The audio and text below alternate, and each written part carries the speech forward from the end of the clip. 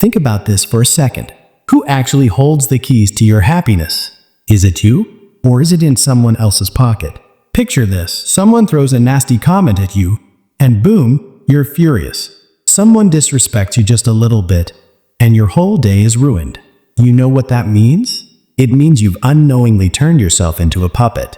When they pull the strings, you get angry. When they want to hurt you, you feel pain. You have zero control over your own feelings. But the real question is, are you going to live your whole life dancing to someone else's tune? Today, I'm going to tell you a secret so deep that once you get it, no human being on earth, and I mean no one, will ever have the power to ruin your mood again. By the end of this story, you're going to meet a whole new version of yourself, someone whose peace of mind can't be broken by anyone. Let's meet a guy named Ryan. Ryan is a good-looking dude, has a great job, makes good money. On paper, he's set. But Ryan has one major problem. He has zero peace. Ryan is weirdly sensitive. If his Uber driver takes a wrong turn and adds $2 to the fare, Ryan loses it.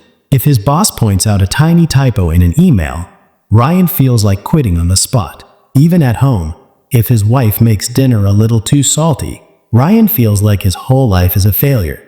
Deep down, Ryan knew this anger was destroying him. He couldn't sleep at night. He felt this constant anxiety in his chest. He realized that while trying to burn others with his rage, he was actually turning himself into ash. One day, Ryan heard about an old wise man living off the grid, way out in the hills, away from the city noise. People said this old man had the answers to everything. So, Ryan took a day off and went to find him. When he arrived, the old man was sitting under a huge tree, slowly sipping tea. He looked so calm, like no storm in the world could ever shake him. Ryan walked up and said, "Listen, I'm in trouble. I can't control myself. If someone disrespects me or disagrees with me, my blood boils. I want to scream. I want to fight back. But at the end of the day, I'm the one who suffers. Please, give me some trick, some mantra to get out of this hell." The old man just smiled. He handed Ryan an empty cup. Then, he started pouring hot tea from a kettle.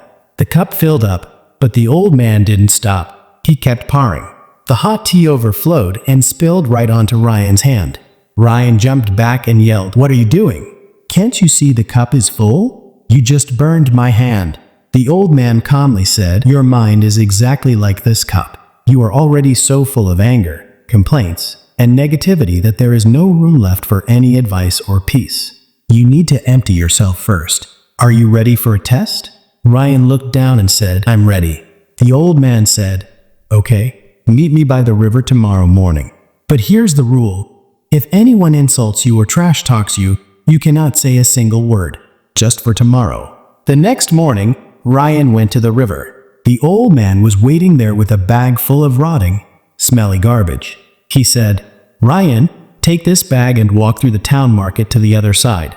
Just remember, this bag stinks. Flies will buzz around you. People are gonna look at you like you're crazy. But you cannot stop, and you cannot reply to anyone." Ryan hesitated, but he wanted peace, so he agreed. He grabbed the stinky bag and started walking down the street. Exactly what he feared happened. People started laughing. Someone said, "Look at him, dressed like a pro but hauling trash. Must have lost his mind." A shopkeeper actually yelled, "Hey psycho, get away from my store. You're scaring off my customers with that smell." Ryan's face got hot. He wanted to throw the bag and punch that guy in the face. But he remembered the deal. He clenched his teeth, kept his mouth shut, and kept walking. Every step felt like torture.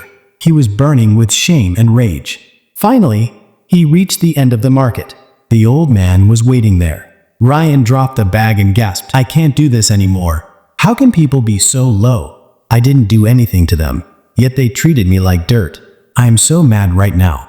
The old man put a hand on Ryan's shoulder and said, "Calm down, Ryan. Now answer me one simple question." The old man pulled a shiny, expensive pen out of his pocket. He held it out to Ryan and asked, "I want to give you this pen as a gift. Will you take it?" Ryan was surprised. Yeah, sure. It's a nice pen." The old man asked, "Okay, but imagine you didn't take it. Imagine you said, 'No thanks, I don't want it.' Who would the pen belong to then?" Ryan said, "Well, it would still be yours. The old man then pointed at the bag of trash on the ground.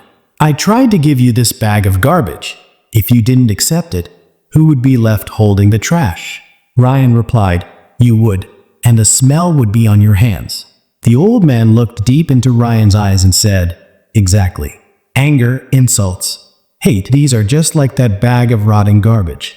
The people in town threw insults at you today. But do you know where you messed up? Ryan stared at him, confused. Your mistake, the old man said, was that you mentally accepted those insults. You took their gift and put it in your pocket. When someone insults you, it cannot touch you unless you decide to receive it. If you tell yourself, I do not accept this, then that insult, that anger stays with them, just like the gift you didn't take. And then, they are the ones who burn in that fire, not you. Ryan stood there, frozen. It felt like a massive weight just dropped off his shoulders. He always thought getting angry was his right, a sign of strength. But today he realized, real strength isn't about exploding, it's about ignoring. But the story doesn't end here. The real test happened on Ryan's way home. The bus was super crowded. A guy shoved past him and stepped hard on Ryan's foot. The guy didn't even apologize. Instead, he snapped, watch where you're standing. Do you have eyes? The old Ryan would have turned this into a brawl. His fist clenched, his jaw tightened. But right at that second, he remembered the trash bag. Ryan thought, this guy is trying to hand me a package of rage. Why should I take his garbage? Ryan paused, took a deep breath. He looked at the guy with a calm, chill look and smiled slightly. He said, my bad man, it's really tight in here. Ryan watched the guy's face. The dude was totally confused. He was expecting a fight, but Ryan's cool reaction completely defused him. The guy looked embarrassed and mumbled, no. I mean, actually, I'm sorry too. Rough day. Ryan turned to the window and smiled. That was a victory. Not a victory of beating someone up, but a victory of conquering himself. He realized he had finally taken the remote control back into his own hands. My friend, listening to this, you might be thinking, that sounds easy in a story, but is it possible in real life? I challenge you, it is possible, and you don't need to go to the Himalayas to practice it. Start tomorrow. Hell, start right now. The next time someone throws a shade at you, questions your worth, or tries to belittle you, before you blow up, ask yourself one question. Am I going to accept this bag of trash? If the answer is no, then stay silent. Smile. And tell yourself, keep your gift. My peace is too expensive. Trust me, your silence and your indifference is the biggest punishment for them, because they wanted to break you, and you didn't let them win. Real power isn't about who has the loudest voice, it's about who has the strongest mind.